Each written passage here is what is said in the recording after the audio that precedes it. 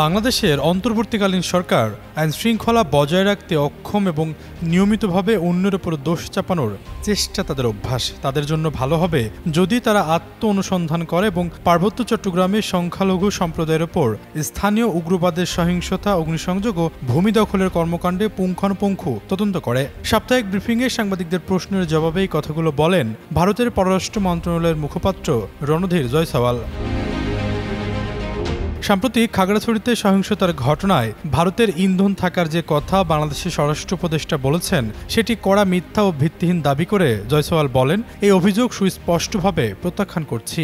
গত 23 সেপ্টেম্বর রাতে খাগড়াছড়ি সদর উপজেলায় মারমা জাতিগোষ্ঠীর এক কিশোরীকে দলবেঁধে ধর্ষণের অভিযোগ ওঠে। এই ঘটনার পর থেকেই বিক্ষোভ ও উত্তেজনা চলছিল পার্বত্য জেলায়। পরদিন 24 সেপ্টেম্বর এই ঘটনায় সেনাবাহিনীর সহায়তায় পুলিশ সয়নশীল নামের 19 বছর বয়সী এক তরুণকে গ্রেপ্তার করে। এরপর জড়িত বাকিদের গ্রেপ্তার ও বিচারের দাবিতে বৃহস্পতিবার জেলায় আধা বেলা সড়ক অবরোধ কর্মসূচি পালন করে জুম্মু ছাত্র জনতা।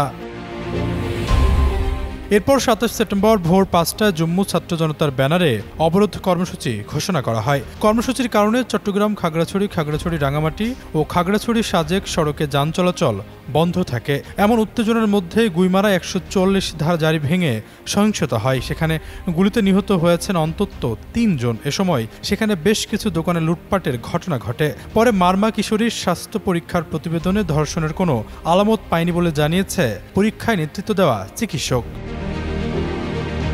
এর মধ্যে 29 সেপ্টেম্বর ঢাকায় সাংবাদিকদের প্রশ্নে খাগড়াছড়িতে নতুন করে উত্তেজনা ছড়িয়ে পড়ার পেছনে ভারতের ইন্ধন থাকার অভিযোগ করেন স্বরাষ্ট্র উপদেষ্টা জাহাঙ্গীর আলম চৌধুরী। বলেন, বর্তমানে সনাতন ধর্মাবলম্বীদের একটি বড় উৎসব চলছে। এই উৎসবটাকে শান্তিপূর্ণ করার জন্য সব ধরনের প্রস্তুতি নিচ্ছি। এই উৎসব ভালোভাবে ধর্মীয় উদ্দীপনা এবং উৎসব মুখরভাবে যাতে হতে না পারে একটি মহল সেই চেষ্টা করছে। সেই মহলই খাগড়াছড়িতে ঘটনা ঘটাচ্ছে বলে মন্তব্য করে তিনি বলেন, আমাদের পার্বত্য এলাকার উপদেষ্টা ওই জায়গাতে রয়েছেন।